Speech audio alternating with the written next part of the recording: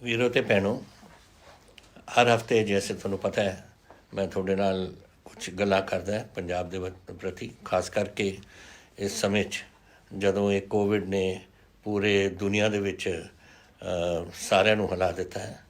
ਔਰ ਇਹ ਜ਼ਰੂਰੀ ਸੀ ਕਿ ਅਸੀਂ ਇਹਦਾ ਕਦਮ ਜਿਹੜੇ ਕੁਝ ਚੱਕਣੇ ਨੇ ਅਸੀਂ ਕਦਮ ਵੀ ਚੱਕੀਏ, ਤੁਹਾਡੇ ਨਾਲ ਮੈਂ ਗੱਲਾਂ ਕਰਾਂ ਔਰ ਜੋ ਕੁਛ ਮੈਨੂੰ ਪਤਾ ਲੱਗਦਾ ਮੈਂ ਤੁਹਾਨੂੰ ਦੱਸਾਂ। ਇਹ ਚੀਜ਼ ਕੋਈ ਲੁਕੋਦੀ ਨਹੀਂ ਹੈ, ਇਹ ਆਪਾਂ ਨੂੰ ਖੁੱਲ੍ਹੇ ਗੱਲਾਂ ਕਰਨੀਆਂ ਚਾਹੀਦੀਆਂ ਨੇ ਤਾਂ ਕਿ ਤੁਸੀਂ ਵੀ ਸਮਝ ਸਕੋ ਔਰ ਮੈਂ ਵੀ ਸਮਝ ਕੇ ਤੁਹਾਨੂੰ ਦੱਸ ਸਕਾਂ ਕਿ ਕੀ ਕੁਛ ਸਾਡੇ ਪੰਜਾਬ ਦੇ ਵਿੱਚ ਆਪਾਂ ਨੂੰ ਕਰਨਾ ਚਾਹੀਦਾ। ਹੁਣ ਤੁਹਾਨੂੰ ਪਤਾ ਹੈ ਕਿ ਸ਼ੁਰੂਆਤ ਅਸੀਂ ਕੀਤੀ ਇਹ ਲੋਕਡਾਊਨ ਦੀ, ਕਰਫਿਊ ਦੀ ਕੀਤੀ ਔਰ ਕੁਛ ਗੱਲਾਂ ਹੋਈਆਂ ਨੇ, ਜੈਸੇ ਲੋਕ ਬਾਹਰੋਂ ਆ ਗਏ, ਕੋਈ ਕਿਤੋਂ ਆਇਆ ਕੋਈ ਕਿਤੋਂ ਆਇਆ, ਉਹਦੇ ਨਾਲ ਕੋਈ ਬਿਮਾਰੀ ਲਿਆਏ ਔਰ ਸਾਡੇ ਪੰਜਾਬ ਦੇ ਵਿੱਚ ਚੱਲੀ। ਲੇਕਿਨ ਕਿਉਂਕਿ ਅਸੀਂ ਬੜੇ ਸਖਤੀ ਨਾਲ ਇਹ ਲੋਕਡਾਊਨ ਕੀਤੀ ਔਰ ਤੁਸੀਂ ਸਾਥ ਦਿੱਤਾ। ਅਗਰ ਤੁਸੀਂ ਸਾਥ ਨਾ ਦਿੰਦੇ ਨਾ ਇਹ ਕਾਬੂ ਨਹੀਂ ਆਉਣੀ ਸੀ ਸਾਥੋਂ। ਅੱਜ ਦੇਖ ਲਓ ਦੇਸ਼ ਭਰ ਵਿੱਚ ਕੀ ਹੋ ਰਿਹਾ, ਕੀ ਮਹਾਰਾਸ਼ਟਰ 'ਚ ਹੋ ਰਿਹਾ, ਕੀ ਤਾਮਿਲਨਾਡੂ 'ਚ ਹੋ ਰਿਹਾ, ਕੀ ਗੁਜਰਾਤ ਵਿੱਚ ਹੋ ਰਿਹਾ ਔਰ ਦੁਨੀਆ ਦੇ ਵਿੱਚ ਤਾਂ ਹੱਦ ਹੀ ਬਾਹਰ ਟੱਪ ਗਈ ਅਤੇ ਤੁਸੀਂ ਸਭ ਕੁਝ ਜਾਣਦੇ ਹੀ ਹੋ। ਲੇਕਿਨ ਆਪਣਾ ਹਾਲੇ ਵੀ ਕੰਟਰੋਲ ਦੇ ਵਿੱਚ ਹੈ ਪੰਜਾਬ 'ਚ ਔਰ ਇਹ ਕੰਟਰੋਲ ਆਪਾਂ ਨੇ ਰੱਖਣਾ ਔਰ ਤੁਸੀਂ ਰੱਖਣਾ। ਹੁਣ ਮੈਨੂੰ ਇਹ ਕਹਿੰਦੇ ਹੋਏ ਇਹ ਬੁਰਾ ਲੱਗਦਾ ਕਿ ਕੱਲ੍ਹ ਦੇ ਦਿਨ 4600 ਬੰਦਿਆਂ ਦਾ ਪੁਲਿਸ ਨੇ ਚਲਾਨ ਕੀਤਾ ਕਿ ਮਾਸਕ ਨਹੀਂ ਪਾਇਆ ਪਬਲਿਕ ਏਰੀਆ 'ਚ। 160 ਬੰਦਿਆਂ ਦੇ ਚਲਾਨ ਹੋਏ ਨੇ ਕਿ ਉਹਨਾਂ ਨੇ ਸ਼ਹਿਰ ਦੇ ਵਿੱਚ ਜਾਂਦੇ ਸੜਕਾਂ ਦੇ ਉੱਪਰ ਥੁੱਕਿਆ। ਤੁਹਾਨੂੰ ਪਤਾ ਹੈ ਸਾਰੀ ਜਿਹੜੀ ਕੋਵਿਡ ਦੀ ਬਿਮਾਰੀ ਥੁੱਕ ਤੋਂ ਹੀ ਚੱਲਦੀ ਹੈ। ਫਿਰ ਕੁਛ ਇਹੋ ਜਿਹੇ ਨੇ ਜਿਹੜੇ ਸੋਸ਼ਲ ਡਿਸਟੈਂਸਿੰਗ ਨਹੀਂ ਰੱਖਦੀ, 20-25 ਇਹ ਹੋ ਗਏ ਸੀ, ਉੱਥੇ ਚਲਾਨ ਕੀਤਾ। ਹੁਣ ਇਹ ਅੱਜ ਸਮਝਣਾ ਕਿ ਆਪਾਂ ਕੰਟਰੋਲ 'ਚ ਰੱਖਿਆ ਹੈ ਕਿ ਆਪਾਂ ਜੋ ਮਰਜ਼ੀ ਕਰ ਲਈਏ ਅਤੇ ਕੰਟਰੋਲ 'ਚ ਹੀ ਰਹਿਣਾ, ਇਹ ਬਿਲਕੁਲ ਗਲਤ ਬਾਤ ਹੈ। ਤੁਹਾਨੂੰ ਆਪ ਇਹ ਕਦਮ ਅਗਰ ਆਪਾਂ ਨੇ ਪੰਜਾਬ ਨੂੰ ਬਚਾਉਣਾ ਹੈ ਅਤੇ ਅੱਜ ਤੁਹਾਨੂੰ ਇਹ ਕਦਮ ਚੱਕਣੇ ਪੈਣਗੇ ਜਿਹੜੇ ਅਸੀਂ ਦੱਸਦੇ ਆਏ ਹਾਂ ਸ਼ੁਰੂ ਤੋਂ। ਮੈਂ ਨਹੀਂ ਕਿ ਦੱਸ ਰਿਹਾ, ਇਹ ਡਾਕਟਰ ਦੱਸਦੇ ਨੇ ਜਿਹਦੇ ਨਾਲ ਇਹ ਆਪਾਂ ਕਾਬੂ ਕਰ ਸਕਦੇ ਹਾਂ। ਤੁਹਾਨੂੰ ਪਤਾ ਕੀ ਚੀਜ਼ ਹੈ, ਸੋਸ਼ਲ ਡਿਸਟੈਂਸਿੰਗ ਰੱਖਣਾ, 6 ਫੁੱਟ ਦਾ, ਹੱਥ ਧੋਣੇ, ਮਾਸਕ ਪਾਉਣਾ ਔਰ ਇਹ ਚੀਜ਼ਾਂ ਬੜੀਆਂ ਸਾਧਾਰਨ ਚੀਜ਼ਾਂ ਨੇ ਪਰ ਕਰਨੀਆਂ ਤੁਹਾਨੂੰ ਪੈਣਗੀਆਂ। ਅਗਰ ਤੁਸੀਂ ਕਰ ਲਓਗੇ ਫਿਰ ਆਪਾਂ ਆਪਣੇ ਸੂਬੇ ਨੂੰ ਬਚਾ ਲਾਂਗੇ, ਤੁਸੀਂ ਆਪਣੇ ਗੁਆਂਢ 'ਚ ਆਪਣੇ ਲੋਕਾਂ ਨੂੰ ਬਚਾ ਲਓਗੇ, ਨਾਲੇ ਆਪਣੇ ਪਰਿਵਾਰ ਨੂੰ ਬਚਾ ਲਓਗੇ। ਅਸੀਂ ਖੁੱਲ੍ਹ ਕੀਤੀ ਹੈ, ਹੁਣ ਖੁੱਲ੍ਹ ਇਸ ਲਈ ਕੀਤੀ ਹੈ ਕਿਉਂਕਿ ਇਹ ਬਾਹਲੀ ਦੇਰ ਲੋਕਾਂ ਨੂੰ ਅੰਦਰ ਨਹੀਂ ਰੱਖ ਸਕਦੇ। ਸ਼ੁਰੂਆਤ ਵਿੱਚ ਅਸੀਂ ਰੱਖੇ ਪਰ ਆਹਿਸਤਾ ਇਹ ਸਮਝ ਕੇ ਕਿ ਆਪਣੇ ਲੋਕ ਇਹ ਜਿਹੜੀਆਂ ਗੱਲਾਂ ਅਸੀਂ ਕਹੀਆਂ ਨੇ ਚਾਹੇ ਖੁੱਲ੍ਹ ਹੋਏ, ਇਹ ਗੱਲ ਆਪਣੇ ਇਹਨਾਂ ਨੂੰ ਅਪਣਾਉਣਗੇ ਇਹ ਗੱਲਾਂ ਨੂੰ। ਜੈਸੇ ਉਹੀ ਮੈਂ ਤੁਹਾਨੂੰ ਦੱਸਿਆ ਸੋਸ਼ਲ ਡਿਸਟੈਂਸਿੰਗ, ਮਾਸਕ ਵਗੈਰਾ ਔਰ ਉਹਦੇ ਨਾਲ ਹੀ ਇਹ ਬਚਤ ਹੋ। ਔਰ ਉਹ ਮੈਨੂੰ ਅਫਸੋਸ ਤਾਂ ਹੋ ਰਿਹਾ ਕਿ ਦੇਖ ਲਓ ਇੱਕ ਦਿਨ 'ਚ 4600 ਬੰਦਿਆਂ ਨੇ ਮਾਸਕ ਨਹੀਂ ਪਾਇਆ। ਹੁਣ ਤੁਸੀਂ ਬਿਮਾਰੀ ਤੁਹਾਨੂੰ ਵੀ ਲੱਗ ਸਕਦੀ ਹੈ, ਤੁਸੀਂ ਹੋਰਾਂ ਨੂੰ ਵੀ ਦੇ ਸਕਦੇ ਹੋ। ਇਹਦਾ ਫਾਇਦਾ ਕੀ ਹੈ ਦੱਸੋ? ਕੁਛ ਨਹੀਂ। ਔਰ ਇਹ ਗੱਲ ਅਗਰ ਆਪਾਂ ਨੇ ਪੰਜਾਬ ਨੂੰ ਬਚਾਉਣਾ ਹੈ ਤਾਂ ਤੁਹਾਨੂੰ ਇਹ ਮੇਰੀ ਗੱਲ ਮੰਨਣੀ ਪਊ। ਇਹ ਆਪਾਂ ਅੱਜ ਬਚੇ ਹੋਏ ਹਾਂ। ਅੱਜ ਤੁਹਾਨੂੰ ਪਤਾ ਹੈ, ਤੁਸੀਂ ਬਾਕੀ ਤਾਂ ਅੰਕੜੇ ਤੁਸੀਂ ਦੇਖਦੇ ਹੋ ਪਰ ਸਾਡੇ ਸਿਰਫ 2500 ਕੇਸ ਹੋਏ ਨੇ ਅੱਜ ਤੱਕ। ਸਾਡੇ ਐਕਟਿਵ ਕੇਸ 350 ਨੇ ਕਿਉਂਕਿ ਕਈ ਲੋਕ ਆਪਣੇ ਬਿਮਾਰੀ ਤੋਂ ਬਾਅਦ ਆਪਣੇ ਘਰਾਂ ਚਲੇ ਗਏ। ਸਾਡੇ ਰਿਕਵਰੀ ਰੇਟ 85% ਹੈ ਜੋ ਰਿਕਾਰਡ ਹੈ ਸਾਡੇ ਮੁਲਕ ਦੇ ਲਈ। ਔਰ ਅੱਜ ਲੇਕਿਨ ਪਿਛਲੀ ਵਾਰ ਜਦ ਮੈਂ ਤੁਹਾਡੇ ਨਾਲ ਗੱਲ ਕਰ ਰਿਹਾ ਸੀ ਮੈਂ ਤੁਹਾਨੂੰ ਦੱਸਿਆ ਸੀ ਕਿ 25-30 ਬੰਦੇ ਦੀ ਬਿਮਾਰੀ ਲੱਗ ਰਹੀ ਹੈ ਆਪਾਂ ਨੂੰ ਡੇਲੀ ਬੇਸਿਸ 'ਤੇ। ਹੁਣ ਇਹ ਪਹੁੰਚ ਗਈ ਹੈ 40 ਤੋਂ ਲੈ ਕੇ 45 ਤੱਕ। ਇਹੀ ਕਾਰਨ ਜਿਹੜੇ ਮੈਂ ਤੁਹਾਨੂੰ ਦੱਸ ਰਿਹਾ। ਇਸ ਕਰਕੇ ਤੁਸੀਂ ਆਪਣੀ ਜ਼ਿੰਮੇਵਾਰੀ ਸਮਝੋ, ਆਪਣੇ ਵਾਸਤੇ ਵੀ, ਆਪਣੇ ਪਰਿਵਾਰ ਵਾਸਤੇ ਵੀ, ਆਪਣੇ ਗੁਆਂਢ ਵਾਸਤੇ ਵੀ ਔਰ ਆਪਣੇ ਪੰਜਾਬ ਵਾਸਤੇ ਵੀ। ਔਰ ਤੁਸੀਂ ਆਹ ਗੱਲਾਂ ਜ਼ਰੂਰ ਮੇਰੀ ਹੱਥ ਜੋੜ ਕੇ ਬੇਨਤੀ ਹੈ ਕਿ ਤੁਸੀਂ ਕਰੋ ਆਪਣੇ ਪੰਜਾਬ ਦੇ ਵਿੱਚ, ਕਿਉਂਕਿ ਆਹ ਕੰਮ ਨਹੀਂ ਹੁਣ ਆਪਾਂ ਦੇਣਾ ਕਿ ਆਪਣਾ ਸੂਬਾ ਵੀ ਉਹ ਦੂਜੇ ਸੂਬਿਆਂ ਵਾਂਗੂ ਇਹ ਬਿਮਾਰੀ ਹੋ ਰਹੀ ਫੈਲ ਜਾਏ। ਹਿੰਦੁਸਤਾਨ ਦੇ ਵਿੱਚ ਰੋਜ਼ 9000 ਕੇਸ ਆ ਰਹੇ ਨੇ ਔਰ ਉਹਦੇ ਵਿੱਚੋਂ ਪੰਜਾਬ ਦਾ ਸਿਰਫ 0.5% ਹੈ ਔਰ 2.5% ਸਾਡੀ ਹਿੰਦੁਸਤਾਨ ਦੀ ਪਾਪੂਲੇਸ਼ਨ ਹੈ। ਤਾਂ ਤੁਸੀਂ ਸਮਝਿਓ ਕਿ ਅੱਜ ਤੱਕ ਅਸੀਂ ਕੰਟਰੋਲ ਦੇ ਵਿੱਚ ਰੱਖਿਆ। ਇਸ ਕਰਕੇ ਜ਼ਰੂਰੀ ਹੈ ਕਿ ਜਿਹੜੀਆਂ ਗੱਲਾਂ ਮੈਂ ਅੱਜ ਕਰ ਰਿਹਾ ਔਰ ਮੈਂ ਸ਼ੁਰੂਆਤ ਵੀ ਇਸ ਦੇ ਨਾਲ ਕੀਤੀ ਹੈ ਤਾਂ ਕਿ ਮੈਂ ਤੁਹਾਨੂੰ ਦੱਸ ਸਕਾਂ ਕਿ ਕਿੰਨੀ ਕਿੰਨੀ ਇਹ ਜ਼ਰੂਰੀ ਹੈ ਕਿ ਆਪਾਂ ਇਹ ਗੱਲਾਂ ਨੂੰ ਇਹਨਾਂ ਨੂੰ ਬਿਲਕੁਲ ਮਨ 'ਚ ਵਸਾ ਕੇ ਇਹ ਆਪਾਂ ਕਰਦੇ ਰਹੀਏ। अगर किसी ਨੂੰ कोई भी जुकाम होए या बदन दर्द होए, जैसे फ्लू हो जाता है कदे कदे, मौसम बदलती है ना, तो ਆਪਾਂ ਨੂੰ जुकाम वगैरह हो जाता है। अगर होए कदे ये ना समझो कि आम है, कि आम आम नज़ला हो गया, ਤੁਸੀਂ ਜਾਓ ਆਪਣੇ ਡਾਕਟਰ ਨੂੰ ਮਿਲੋ, ਉਹਨਾਂ ਨੂੰ ਫੈਸਲਾ ਕਰਨ ਦਿਓ ਕਿ ਤੁਹਾਡੇ ਕੀ ਕਿਸ ਕਿਸਮ ਦੀ ਤੁਹਾਨੂੰ ਇਲਾਜ ਉਹਨਾਂ ਨੂੰ ਤੁਹਾਡਾ ਹੋਣਾ ਚਾਹੀਦਾ ਹੈ। ਆਪ ਨਾ ਤੁਸੀਂ ਬਹਿ ਜਾਓ ਘਰ 'ਚ, ਮੈਂ ਥੋੜ੍ਹੀ ਦੇਰ ਮੈਨੂੰ ਰਹੂਗਾ ਫਿਰ ਠੀਕ ਹੋ ਜਾਊਗਾ, ਉਹਦੇ ਨਾਲ ਫੈਲ ਸਕਦਾ ਆਪਣਾ ਕੰਮ। ਔਰ ਅਗਰ ਤੁਸੀਂ ਸਮੇਂ ਸਿਰ ਗਏ, ਅਗਰ ਸਮੇਂ ਸਿਰ ਗਏ, ਵਾਹਿਗੁਰੂ ਦੀ ਕਿਰਪਾ ਨਾਲ ਤੁਸੀਂ ਤੁਹਾਡਾ ਇਲਾਜ, ਜੈਸੇ ਇੰਨੇ ਲੋਕ ਸਾਡੇ ਸਮੇਂ ਸਿਰ ਗਏ ਨੇ ਔਰ ਉਹਨਾਂ ਦਾ ਇਲਾਜ ਹੋਇਆ ਔਰ ਉਹ ਠੀਕ ਹੋ ਗਏ ਨੇ ਔਰ ਘਰਾਂ 'ਚ ਵਾਪਸ ਚਲੇ ਗਏ ਨੇ। ਜਿਹੜੇ ਲੋਕ ਦੇਰ ਕਰ ਦਿੰਦੇ ਨੇ ਉੱਥੇ ਫਿਰ ਮੁਸੀਬਤ ਆਉਂਦੀ ਹੈ। ਅੱਜ ਵੀ ਉਸ ਦੇ ਨਾਲ ਮੇਰੇ ਕੋਲ ਹੈ ਕੁਛ, ਆ ਦੇਖ ਲਓ, ਤਕਰੀਬਨ 3 ਬੰਦੇ ਨੇ ਸਾਡੇ ਆਕਸੀਜਨ 'ਤੇ ਔਰ 2 ਬੰਦੇ ਨੇ ਮੇਰਾ ਖਿਆਲ ਇਸ ਲਾਈਫ ਸਪੋਰਟ ਸਿਸਟਮ 'ਤੇ, ਜਿਹਨੂੰ ਕਹਿੰਦੇ ਅਸੀਂ। ਇਹ ਵੀ ਕਿਉਂਕਿ ਸ਼ਾਇਦ ਦੇਰ 'ਚ ਗਏ ਨੇ ਆਪਣੇ ਡਾਕਟਰਾਂ ਕੋਲ, ਤਾਂ ਪਹਿਲਾਂ ਹੀ ਤੁਸੀਂ ਇਹ ਚਲੇ ਜਾਓ ਤਾਂ ਤੁਹਾਨੂੰ ਇਹ ਜਿਹੜੀ ਔਖੀ ਘੜੀ ਹੈ ਇਹਦਾ ਸਾਹਮਣਾ ਨਹੀਂ ਕਰਨਾ ਪਊ ਤੁਹਾਨੂੰ। ਇਹਦੇ ਨਾਲ ਹੀ ਮੈਂ ਮਿਸ਼ਨ ਫਤਿਹ ਇੱਕ ਅਸੀਂ ਪੰਜਾਬ ਨੇ ਲਾਇਆ। ਮੇਰਾ ਕੋਈ ਮਿਸ਼ਨ ਨਹੀਂ ਹੈ, ਇਹ ਕਿਸੇ ਸਰਕਾਰੀ ਮਹਿਕਮੇ ਦਾ ਮਿਸ਼ਨ ਨਹੀਂ ਹੈ, ਤੁਹਾਡਾ ਮਿਸ਼ਨ ਹੈ। ਅਗਰ ਆਪਣੀ ਫਤਿਹ ਹੋਊ ਤਾਂ ਤੁਹਾਡੀ ਹੋਊ, ਪੰਜਾਬ ਦੀ ਹੋਊ। ਇਸ ਕਰਕੇ ਇਹ ਲਾਇਆ ਔਰ ਇਹਦੇ ਵਿੱਚ ਸਾਡੇ ਬਹੁਤ ਦੋਸਤਾਂ ਨੇ ਜਿਨ੍ਹਾਂ ਨੇ ਇਹਦੇ ਵਿੱਚ ਸਾਥ ਦਿੱਤਾ ਹੈ। ਸਾਡੇ ਕਈ ਐਕਟਰ ਵੀਰ ਨੇ, ਪੰਜਾਬ ਦੇ ਰਹਿਣ ਵਾਲੇ ਵੀ ਔਰ ਬਾਹਰ ਵੀ ਨੇ। ਅਮਿਤਾਭ ਬੱਚਨ ਜੀ ਨੇ, ਕਰੀਨਾ ਕਪੂਰ ਜੀ ਨੇ, ਸਾਡੇ ਸੋਨੂ ਸੂਦ ਜੀ ਨੇ, ਮਿਲਖਾ ਸਿੰਘ ਜੀ ਨੇ, ਆਪ ਜੋ ਮੰਨੇ ਹੋਏ ਸਾਡੇ ਖਿਲਾੜੀ ਨੇ, ਕਪਿਲ ਦੇਵ ਜੀ ਜੋ ਸਾਡੇ ਕ੍ਰਿਕਟ ਦੇ ਕੈਪਟਨ ਰਹੇ, ਯੁਵਰਾਜ ਸਿੰਘ ਜੀ ਵੀ ਜਿਹੜੇ ਮਾਹਰ ਸੇ ਕ੍ਰਿਕਟ ਦੇ ਵਿੱਚ, ਔਰ ਕਈ ਹੋਰ ਲੋਕਾਂ ਨੇ ਆਪਣਾ ਸਾਥ ਦਿੱਤਾ ਇਹਦੇ ਵਿੱਚ। ਉਹਨਾਂ ਦਾ ਮੈਂ ਬਹੁਤ ਧੰਨਵਾਦੀ ਹਾਂ।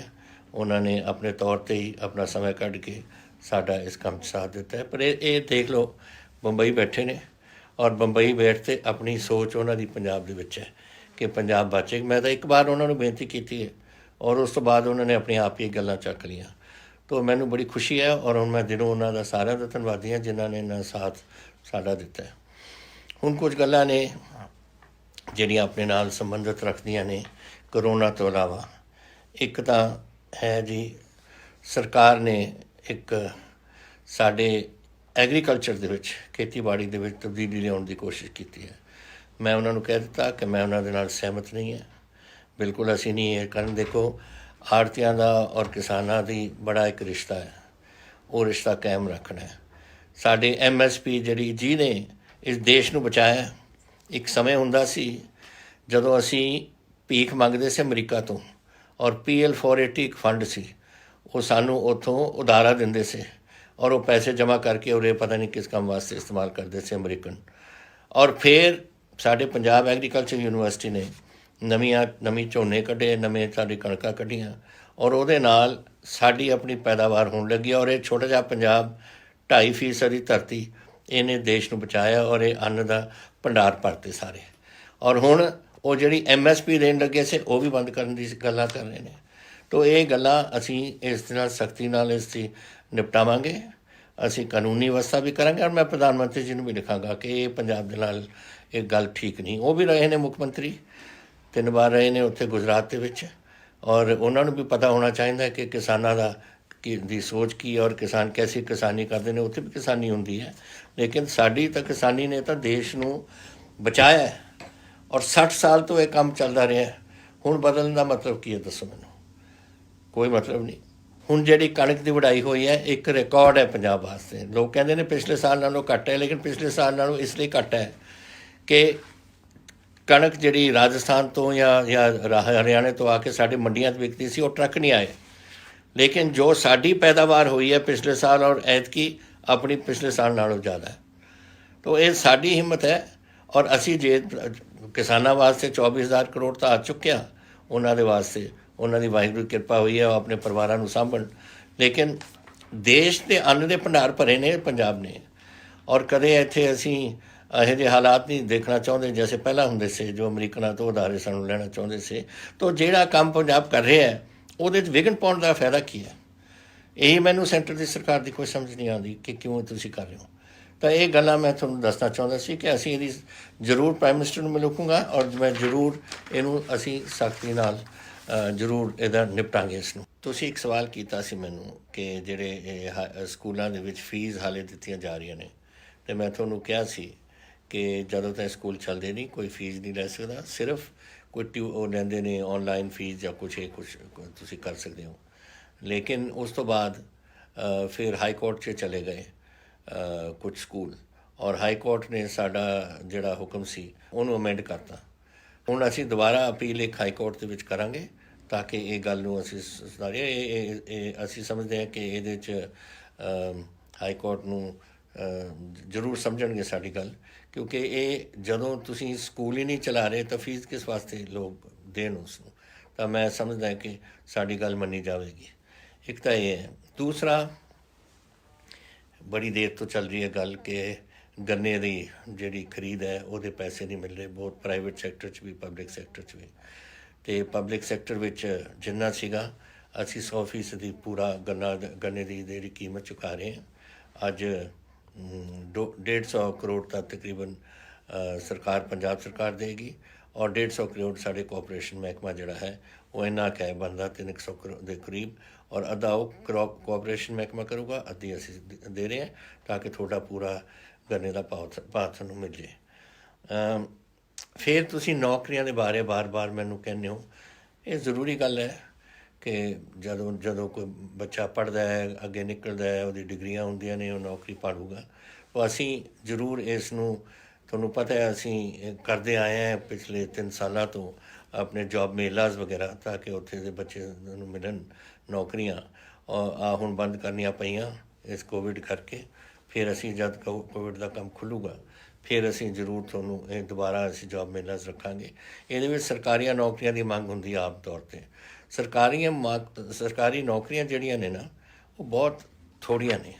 12,000 ਬੰਦਾ ਰਿਟਾਇਰ ਹੁੰਦਾ ਸਾਲ, ਤਾਂ 12,000 ਤੁਸੀਂ ਭਰ ਸਕਦੇ ਹੋ, ਜਾਂ ਜਿਹੜਾ ਕੋਈ ਬੈਕਲੌਗ ਹੈ ਕੁਛ ਜਿੰਨਾ ਵੀ ਹੈ ਉਹ ਤੁਸੀਂ ਭਰ ਸਕਦੇ ਹੋ।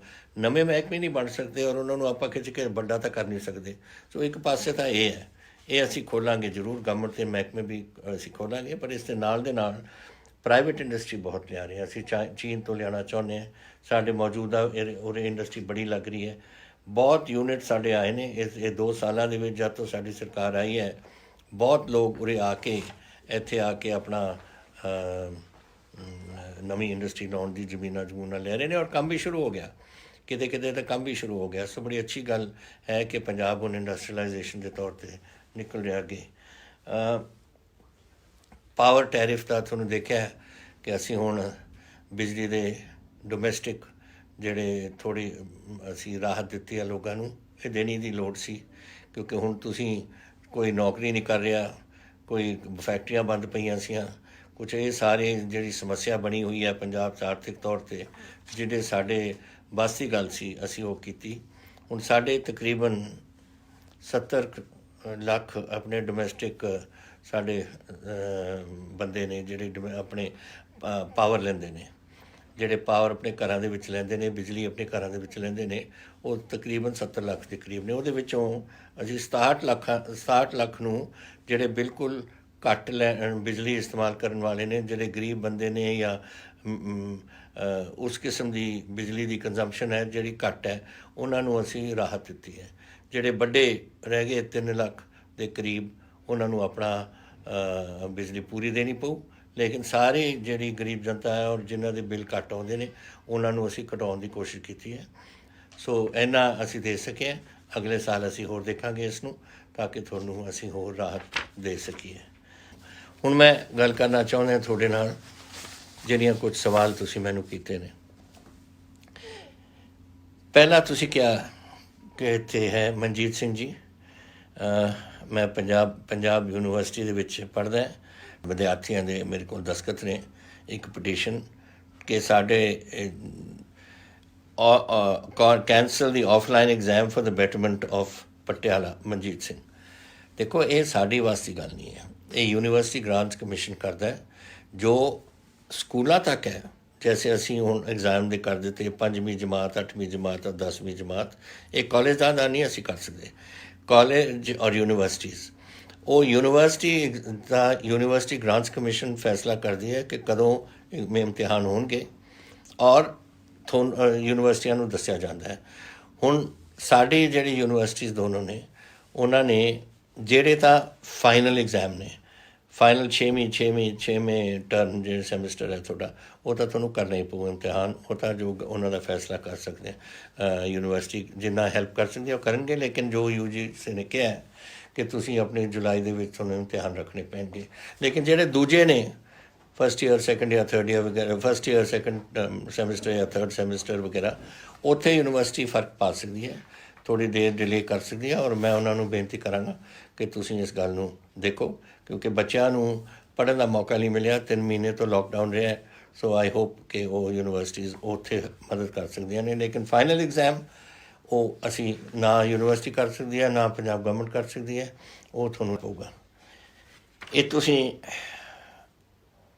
ਰਹਿਤ ਬਾੜਾ ਮਹਾਲੀ ਤੋਂ ਹਿਮਾਂਸ਼ੂ ਗੁਪਤਾ ਜੀ ਨੇ ਕਿਹਾ ਕਿ ਸਾਡੇ ਤਨਖਾਹਾਂ ਨਹੀਂ ਦਿੱਤੀਆਂ ਗਈਆਂ ਜਨਵਰੀ ਤੋਂ। ਹੁਣ ਇਹ ਮੈਂ ਜ਼ਰੂਰ ਉਹਨਾਂ ਨੂੰ, ਸਾਡੇ ਹਾਇਰ ਐਜੂਕੇਸ਼ਨ ਡਿਪਾਰਟਮੈਂਟ ਨੂੰ ਕਹੂੰਗਾ ਕਿ ਚੈੱਕ ਕਰਨ ਗੱਲ ਕੀ ਹੈ। ਲੇਕਿਨ ਜੋ ਪਤਾ ਲੱਗਿਆ ਸਾਨੂੰ ਕਿ ਉਹਨਾਂ ਦੇ ਅੰਦਰੂਨੀ ਕੋਈ ਕੁਛ ਸਮੱਸਿਆਵਾਂ ਨੇ ਯੂਨੀਵਰਸਿਟੀ ਦੇ ਵਿੱਚ। ਫਿਰ ਵੀ ਅਗਰ ਉਹ ਯੂਨੀਵਰਸਿਟੀ ਚੱਲ ਰਹੀ ਹੈ, ਸਾਡੀ ਜ਼ਿੰਮੇਵਾਰੀ ਬਣਦੀ ਹੈ ਨਾਵਿਲਾਸ ਦੀ ਹਾਇਰ ਐਜੂਕੇਸ਼ਨ ਡਿਪਾਰਟਮੈਂਟ ਜਿਹੜੀ ਹੈ, ਕਿ ਤੁਸੀਂ ਇਹਦਾ ਪਤਾ ਕਰੋ ਕਿ ਕਿਉਂ ਸਾਡੇ ਅੱਜ ਦੇਖੋ ਹੁਣ ਆਪਾਂ ਜੂਨ 'ਚ ਪਹੁੰਚ ਕੇ 6 ਮਹੀਨੇ ਤਨਖਾਹ ਨਹੀਂ ਦੇਣੀ, ਇਹ ਗਲਤ ਬਾਤ ਹੈ। ਔਰ ਇਹ ਜ਼ਰੂਰ ਅਸੀਂ ਦੇਖਾਂਗੇ। ਇੱਕ ਤੁਸੀਂ ਮੈਨੂੰ ਪੁੱਛਿਆ ਕਿ ਸਾਡੇ ਏਰੀਆ 'ਚ ਹੁਸ਼ਿਆਰਪੁਰ ਤੋਂ ਹੈ ਗਗਨਦੀਪ ਜੀ, ਕਿ ਡੋਮੀਨੋਜ਼ ਦਾ ਰੈਸਟੋਰੈਂਟ 9 ਵਜੇ ਤਾਈਂ ਖੁੱਲ੍ਹਿਆ ਹੈ। ਬਿਲਕੁਲ ਗਲਤ ਹੈ। ਸਾਡਾ 7 ਵਜੇ ਤਾਈਂ ਸੀ ਸਾਡੀ ਕਰਫਿਊ ਵਗੈਰਾ ਬਾਹਰ ਜਾਣ ਦਾ, ਔਰ ਕਰਫਿਊ ਲੱਗ ਜਾਂਦਾ ਸੀ 7 ਵਜੇ। ਉਸ ਤੋਂ ਬਾਅਦ ਅਗਰ ਇਹਨਾਂ ਨੇ 9 ਵਜੇ ਤੱਕ ਖੋਲ੍ਹਿਆ, ਅਸੀਂ ਅੱਜ ਹੀ ਡਿਪਟੀ ਕਮਿਸ਼ਨਰ ਨੂੰ ਕਹਾਂਗੇ ਚੈੱਕ ਕਰਨ, ਔਰ ਉਹਨਾਂ ਨੂੰ ਜੋ ਵੀ ਕਾਨੂੰਨੀ ਅਵਸਥਾ ਦੇ ਮੁਤਾਬਕ ਜੋ ਉਹਨਾਂ ਨੂੰ ਫਾਈਨ ਕਰਨਾ ਹੈ ਫਾਈਨ ਕਰਨ। ਇਹ ਬਿਲਕੁਲ ਗਲਤ ਬਾਤ ਹੈ ਕਿ ਅਗਰ ਤੁਸੀਂ ਤੋੜਨ ਲੱਗ ਜਾਓ ਕਰਫਿਊ ਵਗੈਰਾ, ਫਿਰ ਲਾਉਣ ਦਾ ਫਾਇਦਾ ਕੀ ਹੈ? ਅਸੀਂ ਤਾਂ ਲੋਕਾਂ ਨੂੰ ਬਚਾਉਣਾ ਚਾਹੁੰਦੇ ਹਾਂ ਲਾ ਕੇ, ਔਰ ਇਹੀ ਜਿਹੇ ਲੋਕ ਜਿਹੜੇ ਕਰਦੇ ਨੇ ਇਹ ਬਿਲਕੁਲ ਗਲਤ ਕਰ ਰਹੇ ਨੇ। ਅੱਜ ਮਨਜੀਤ ਸਿੰਘ ਜੀ ਇੱਕ ਹੋਰ ਨੇ ਪਟਿਆਲੇ ਤੋਂ, ਉਹਨਾਂ ਨੇ ਕਿਹਾ ਕਿ ਮੇਰੇ ਇਲੈਕਸ਼ਨ ਏਜੰਟ ਹੁੰਦੇ ਸੀ 1980 ਦੀ ਇਲੈਕਸ਼ਨ 'ਚ, ਅਤੇ ਮੇਰੀ ਤਬੀਅਤ ਠੀਕ ਨਹੀਂ, ਪਰ ਮੈਂ ਇੱਕ ਵਾਰ ਤੁਹਾਡੇ ਨਾਲ ਚਾਹ ਪੀਣਾ ਚਾਹੁੰਦਾ, ਬੜੇ ਸ਼ੌਕ ਨਾਲ ਮੈਂ ਆਪ ਪ੍ਰਬੰਧ ਕਰਾਂਗਾ ਕਿ ਅਗਰ ਮੈਂ ਪਟਿਆਲੇ ਆਇਆ ਉੱਥੇ ਮਿਲੀਏ, ਅਗਰ ਤੁਸੀਂ ਆ ਸਕਦੇ ਹੋ ਕਿ ਤੁਹਾਨੂੰ ਅਸੀਂ ਆਪ ਲੈ ਕੇ ਆਵਾਂਗੇ ਉਰੇ, ਔਰ ਉਰੇ ਮੇਰੇ ਕੋਲ ਆ ਕੇ ਤੁਸੀਂ ਚਾਹ ਜ਼ਰੂਰ ਪੀ ਕੇ ਜਾਓ। ਮਨਜੀਤ ਜੀ ਤਕੜੇ ਰਹੋ। ਤੁਸੀਂ ਕਹਿ ਰਹੇ ਹੋ ਕਿ ਮੇਰਾ ਅਖੀਰਲੇ ਦਮ ਤੱਕ ਤੋਂ ਪਹਿਲਾਂ ਮੈਂ ਪੀਣਾ ਚਾਹੁੰਦਾ, ਕਿ ਤੁਸੀਂ ਕਿਤੇ ਨਹੀਂ ਜਾਣਾ, ਹਾਲੇ ਸਾਡੇ ਕੋਲ ਹੀ ਰਹਿਣਾ। ਆਪਾਂ ਸਾਰੇ ਇਕੱਠੇ ਹੀ ਇੱਥੇ ਲੜਾਈ ਲੜਨੀਆਂ ਨੇ ਬਹੁਤ ਹਾਲੇ ਅੱਗੇ। ਪਹਿਲਾਂ ਤੁਸੀਂ ਮੇਰੇ ਇਲੈਕਸ਼ਨ ਏਜੰਟ ਸੀ 1980 'ਚ, ਹੁਣ ਦੇਖ ਲਓ ਕਿੰਨੇ ਸਾਲ ਹੋ ਗਏ। ਤਕੜੇ ਰਹਿਣਾ, ਔਰ ਮਿਲਾਂਗੇ ਜ਼ਰੂਰ, ਬਟ ਤੁਹਾਨੂੰ ਕਿਤੇ ਨਹੀਂ ਜਾਣ ਦੇਣਾ ਸੀ।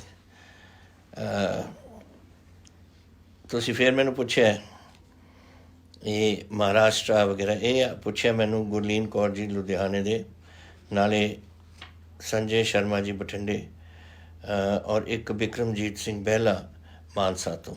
ਇੱਕੋ ਹੀ ਤਕਰੀਬਨ ਕਿਸਮ ਦੇ ਸਵਾਲ ਨੇ, ਮੈਂ ਤੁਹਾਨੂੰ ਦੱਸ ਦਿੰਦਾ। ਤੁਸੀਂ ਪੁੱਛਿਆ ਕਿ ਕੀ ਪ੍ਰਬੰਧ ਤੁਸੀਂ ਕੀਤੇ ਨੇ ਜਾਂ ਕੋਵਿਡ ਅਗਰ ਫੈਲ ਜੇ, ਐਂਡ ਹਿੰਦੁਸਤਾਨ ਦੇ ਵਿੱਚ 1 ਲੱਖ ਤੋਂ 2 ਲੱਖ ਕਰੋਨਾ ਪੇਸ਼ੈਂਟਸ ਹੋ ਗਏ ਨੇ 15 ਦਿਨ 'ਚ, ਤੁਹਾਡਾ ਕੀ ਪਲਾਨ ਹੈ ਅੱਗੇ ਵਾਸਤੇ?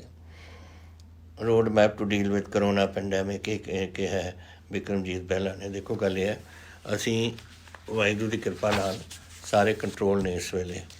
ਸਾਡਾ ਸਿਚੁਏਸ਼ਨ ਇਹ ਹੈ ਅੱਜ ਦੇ ਦਿਨ ਕਿ ਟੋਟਲ ਸਾਡੇ ਕੇਸਿਸ ਅੱਜ ਤੱਕ 2461 ਨੇ, ਉਹਦੇ ਵਿੱਚੋਂ 5 ਜੂਨ ਨੂੰ 46 ਬੰਦਿਆਂ ਨੂੰ ਇਹ ਕੋਵਿਡ ਹੋਇਆ। ਅੱਛੇ ਮੌਤਾਂ ਸਾਡੀਆਂ, ਅਫਸੋਸ ਹੈ ਸਾਨੂੰ ਕਹਿੰਦੇ, ਲੇਕਿਨ 48 ਮੌਤਾਂ ਹੋਈਆਂ ਨੇ, ਇੱਕ ਸੀ ਕੱਲ੍ਹ। ਔਰ ਸਾਡੇ ਸੈਂਪਲ ਬੜੇ ਲਿੱਤੇ ਗਏ ਨੇ, 1,13,000 ਲਿੱਤੇ ਗਏ ਨੇ, ਔਰ ਜਿਹੜੇ ਸੈਂਪਲ ਪੋਜ਼ੀਟਿਵ ਹੋਏ ਨੇ ਉਹ ਟੋਟਲ 2461, ਕੱਲ੍ਹ 46, ਔਰ ਪੇਸ਼ੈਂਟਸ ਜਿਹੜੇ ਰਿਕਵਰ ਹੋਏ ਨੇ, ਇਹ ਸਾਡੇ ਵਾਸਤੇ ਬਹੁਤ ਵੱਡੀ ਗੱਲ ਹੈ। 2070 ਸਾਡੇ ਪੇਸ਼ੈਂਟ ਰਿਕਵਰ ਹੋਏ ਨੇ, ਕੱਲ੍ਹ 26 ਵਾਪਸ ਆਪਣੇ ਘਰਾਂ 'ਚ ਗਏ ਨੇ, ਔਰ patient admitted to isolation facilities ਕੱਲ੍ਹ 47, ਟੋਟਲ ਸਿਰਫ 438, ਔਰ ਹਾਈ ਡਿਪੈਂਡੈਂਸੀ ਯੂਨਿਟ ਜਿਹੜੀ ਆਕਸੀਜਨ ਨਾਲ ਉਹ 3, ਔਰ ਵੈਂਟੀਲੇਟਰ ਸਪੋਰਟ 'ਤੇ ਵੀ ਕੱਲ ਆਕਸੀਜਨ ਦਾ ਕੋਈ ਨਹੀਂ ਸੀ। ਟੋਟਲ ਸਾਡੇ ਪੰਜਾਬ ਦੇ ਵਿੱਚ 3 ਹੋਏ ਨੇ ਔਨ ਹਾਈ ਡਿਪੈਂਡੈਂਸੀ ਯੂਨਿਟ ਔਰ 3 ਵੈਂਟੀਲੇਟਰ ਸਪੋਰਟ ਕਿਊਮੂਲੇਟਿਵ, ਔਰ ਕੱਲ ਸਿਰਫ 1 ਸੀ। ਹੁਣ ਇਹਦੇ ਬਾਵਜੂਦ ਕਿ ਬੜੀ ਅੱਛੀ ਤਰ੍ਹਾਂ ਕੰਟਰੋਲ ਹੋ ਰਿਹਾ ਸਾਰਾ ਮੈਡੀਕਲ ਤੌਰ 'ਤੇ, ਅਸੀਂ ਕੋਈ ਕਸਰ ਨਹੀਂ ਛੱਡ ਰਹੀ। ਹੁਣ ਪਹਿਲੇ ਸਟੇਜ ਵਿੱਚ 4248 ਸਾਡੇ ਕੋਲ ਬੈਡਸ ਨੇ। ਐਡੀਸ਼ਨਲ ਬੈਡਸ ਅਸੀਂ ਇਸ ਤੋਂ ਇਲਾਵਾ 2014 ਹੋਰ ਅਸੀਂ ਕਿਹਾ ਤਾਂ 6000 ਤੋਂ ਉੱਪਰ ਸਾਡੇ ਕੋਲ 6250 ਦੇ ਕਰੀਬ ਸਾਡੇ ਬੈਡਸ ਹੋ ਜਾਣਗੇ। ਇਹ ਪਬਲਿਕ ਸੈਕਟਰ ਸਾਰੀ ਗਵਰਨਮੈਂਟ ਹਸਪੀਟਲ 'ਚ। ਪ੍ਰਾਈਵੇਟ ਸੈਕਟਰ ਦੇ ਵਿੱਚ 950 ਔਰ ਟੋਟਲ ਸਾਡੇ ਆਈਸੋਲੇਸ਼ਨ ਸੈਂਟਰਸ ਜੋ ਆਈਡੈਂਟੀਫਾਈ ਕੀਤੇ ਨੇ ਕਿ ਅਗਰ ਕ੍ਰਾਈਸਿਸ ਵੱਧ ਜੇ ਤਾਂ 52 ਤਾਂ ਗਵਰਨਮੈਂਟ ਦੇ ਵਿੱਚ, 52 ਔਰ 195 ਪ੍ਰਾਈਵੇਟ ਏਰੀਆਸ। ਸੋ ਅਸੀਂ ਇਹਨਾਂ ਤਾਂ ਬੈਡਸ ਦਾ ਅਸੀਂ ਪ੍ਰਬੰਧ ਕੀਤਾ ਹੈ ਕਿ ਅਗਰ ਫੈਲ ਜੇ ਤਾਂ ਕਿਸ ਤਰੀਕੇ ਨਾਲ ਅਸੀਂ ਇਹਨੂੰ ਸੰਭਾਲ ਕਰਾਂਗੇ। ਇਸ ਤੋਂ ਇਲਾਵਾ ਵੈਂਟੀਲੇਟਰਸ ਸਾਡੇ ਕੋਲ 554 ਨੇ ਔਰ ਅੱਜ ਸਿਰਫ ਵੈਂਟੀਲੇਟਰ 'ਤੇ 1 ਪੇਸ਼ੈਂਟ ਹੈ। ਤਾਂ ਤੁਸੀਂ ਆਪ ਸਮਝ ਲਓ ਕਿ ਸਾਡੇ ਕੋਲ ਰਿਜ਼ਰਵ ਬਹੁਤ ਨੇ ਇਸ ਕੰਮ ਦਾ। ਜਿਹੜੇ N95 ਮਾਸਕਸ ਨੇ ਉਹ 4,88,000 ਸਾਡੇ ਸਟਾਕ 'ਚ ਨੇ। ਜਿੱਥੇ ਟ੍ਰਿਪਲ ਲੇਅਰ ਮਾਸਕ ਨੇ ਉਹ 64 ਲੱਖ ਸਾਡੇ ਕੋਲ ਸਟਾਕ 'ਚ ਨੇ। PPE ਕਿਟਸ 2,28,000 ਸਾਡੇ ਸਟਾਕ 'ਚ ਨੇ। ਇਹ ਇਹਨਾਂ ਹਸਪੀਟਲਾਂ ਨੂੰ ਦੇਣ ਤੋਂ ਬਾਅਦ ਔਰ ਹਸਪੀਟਲ ਦੇ ਰਿਜ਼ਰਵ ਤੋਂ ਬਾਅਦ ਜੋ ਸਰਕਾਰ ਦੇ ਹੈਲਥ ਡਿਪਾਰਟਮੈਂਟ ਦੇ ਕੋਲ ਹੈ ਉਹਦਾ ਜ਼ਿਕਰ ਮੈਂ ਤੁਹਾਨੂੰ ਕਰ ਰਿਹਾ।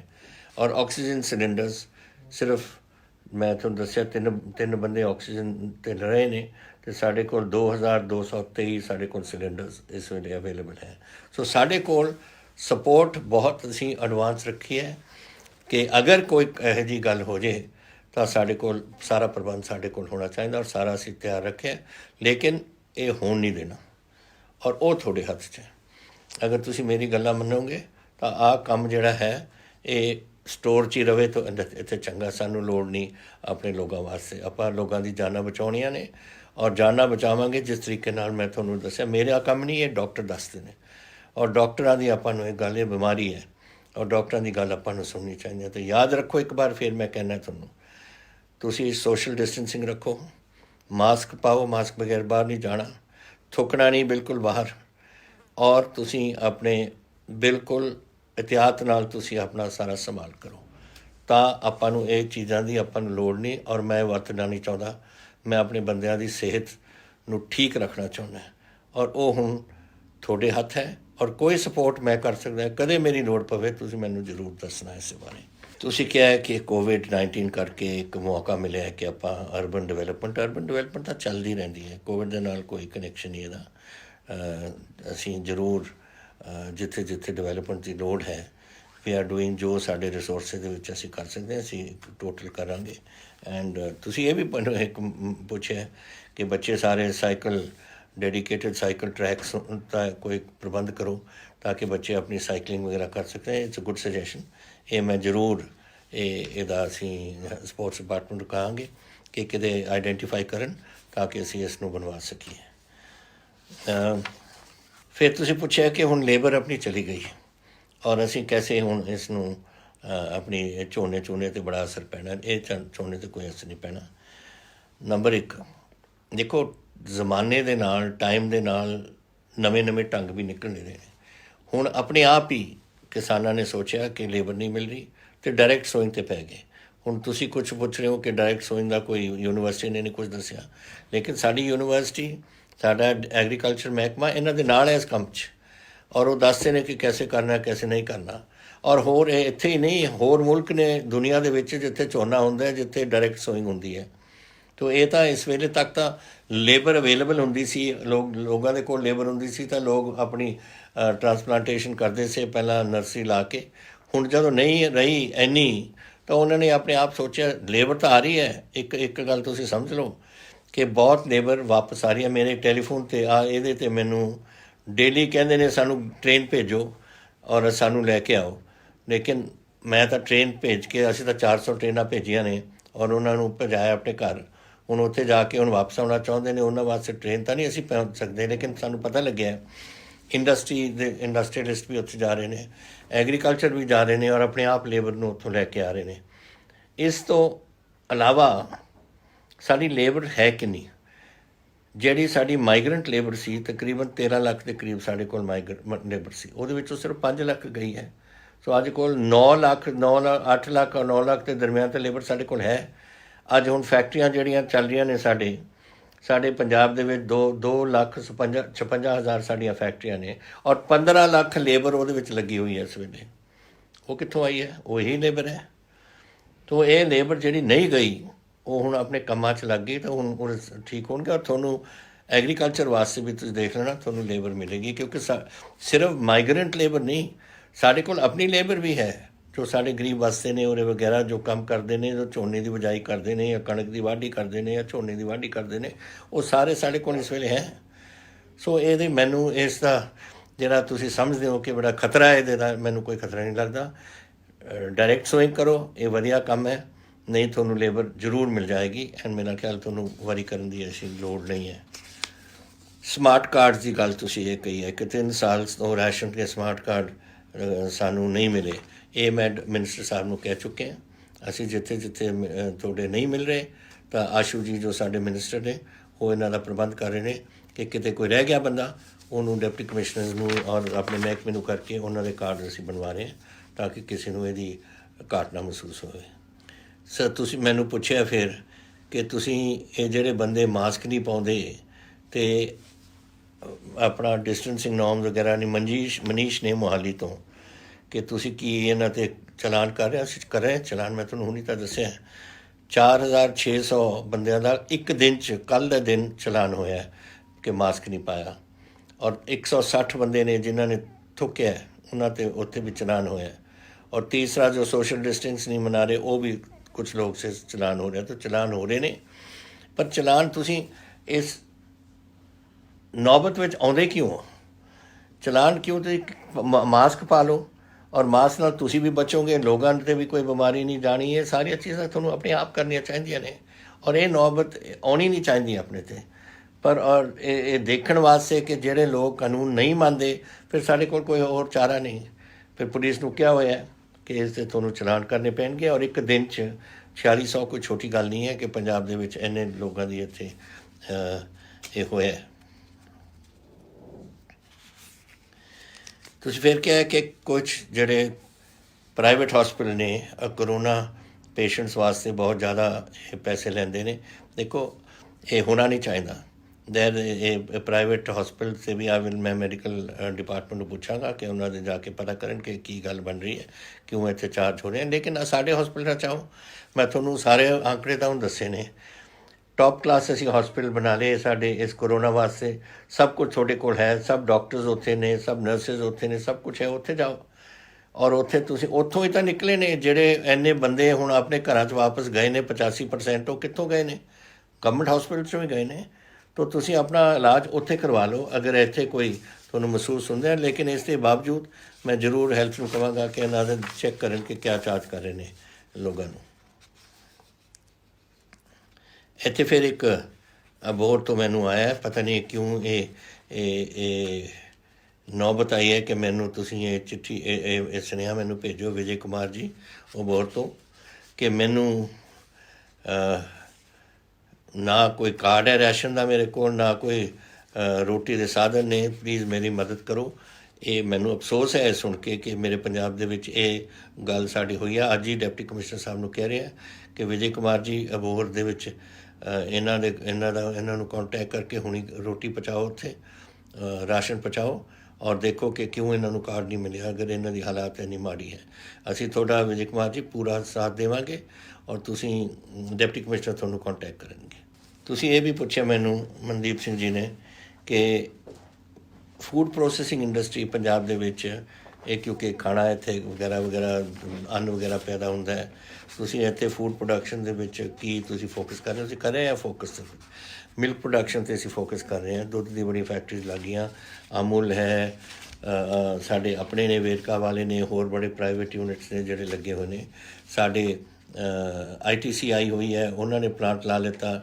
ਸਾਡੇ ਇੱਧਰ ਲੇਜ਼ ਵਾਲੇ ਨੇ, ਪੈਪਸੀ ਵਾਲੇ, ਉਹਨਾਂ ਨੇ ਲਾ ਲਿੱਤਾ। ਬਹੁਤ ਪਲਾਂਟਸ ਆ ਰਹੇ ਨੇ। ਸਾਡੇ ਫੂਡ ਪਾਰਕਸ ਇੱਥੇ ਲੱਗੀਆਂ ਨੇ 3, ਉਹਦੇ ਵਿੱਚ ਲੋਕ ਆ ਰਹੇ ਨੇ। ਸੋ ਇੱਥੇ ਕੋਈ ਕਮੀ ਨਹੀਂ। ਫੂਡ ਪ੍ਰੋਡਕਸ਼ਨ ਇਨਕਰੇਜ ਅਸੀਂ ਕਰ ਰਹੇ ਹਾਂ ਔਰ ਅਸੀਂ ਡਾਈਵਰਸੀਫਿਕੇਸ਼ਨ ਪ੍ਰੋਗਰਾਮ ਵਿੱਚ ਵੀ ਅਸੀਂ ਹੁਣ ਚਾਹੁੰਦੇ ਹਾਂ ਕਿ ਸਬਜ਼ੀਆਂ ਵਗੈਰਾ ਹੋਣ, ਔਰ ਸਬਜ਼ੀਆਂ ਜਦ ਹੋਣਗੀਆਂ ਤਾਂ ਆਪਣੇ ਆਪ ਇੰਡਸਟਰੀ ਨੇ ਸਬਜ਼ੀਆਂ ਕੰਜ਼ਿਊਮ ਕਰਨ ਵਾਲੀ ਇੰਡਸਟਰੀ ਉਹਨੇ ਉੱਠ ਜਾਣਾ। ਉਹ ਇਹ ਸਾਡੇ ਵਾਸਤੇ ਇਹ ਵਰੀ ਕਰਨ ਦੀ ਲੋੜ ਨਹੀਂ। ਇਹ ਜ਼ਰੂਰ ਜੋ ਪੰਜਾਬ ਦੇ ਵਿੱਚ ਇੱਥੇ ਸਾਡੀ ਹਿਸਟਰੀ ਹੈ ਔਰ ਸਾਡੇ ਬਾਰੇ ਜੋ ਦੁਨੀਆ ਜਾਣਦੀ ਹੈ ਕਿ ਅਸੀਂ ਐਗਰੀਕਲਚਰ ਪ੍ਰੋਡਿਊਸਿੰਗ ਸਟੇਟ ਹੈ। ਐਗਰੀਕਲਚਰ ਇੱਕ ਚੀਜ਼ ਹੋ ਸਕਦੀ ਹੈ, ਦੂਜੀ ਚੀਜ਼ ਵੀ ਹੋ ਸਕਦੀ ਹੈ, ਤੀਸਰੀ ਵੀ ਹੋ ਸਕਦੀ ਹੈ, ਹਾਰਟੀਕਲਚਰ ਵੀ ਹੋ ਸਕਦੀ ਹੈ, ਵੈਜੀਟੇਬਲ ਪ੍ਰੋਡਕਸ਼ਨ ਵੀ ਹੋ ਸਕਦੀ ਹੈ।